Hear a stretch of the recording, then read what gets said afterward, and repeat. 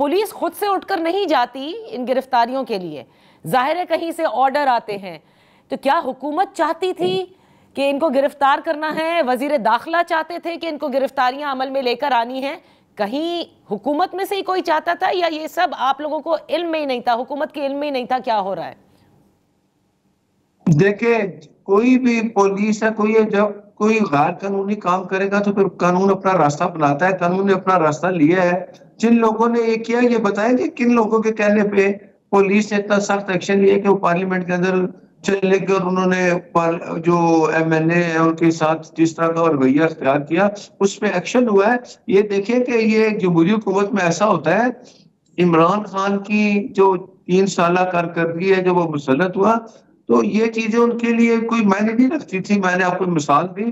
तो अब इंशाल्लाह ये दोबारा इस तरह का वाकया नहीं होगा। जो एक्शन लिया स्पीकर साहब ने, तो ये भी कहा था कि अगर आप लोग ये समझते हैं कि मैं इस पे पावरफुल नहीं हूँ, मैं एक्शन नहीं लूंगा, तो मैं इस्तीफा दे दूंगा। तो इसके लिए अब एक कमेटी बनी है, एक एक्शन हुआ, आप देखेंगे इंशाल्लाह उसमें अपोजिशन भी शामिल है। ये बहुत अच्छी बात है। और हुकूमत के अरकान भी शामिल है। तो आइंदा से इस चीज को खत्म करने के लिए जो एक्शन होगा, ये आपको नजर आएगा। वो लोग जो जिम्मेदार है उनको सजा भी मिलेगी।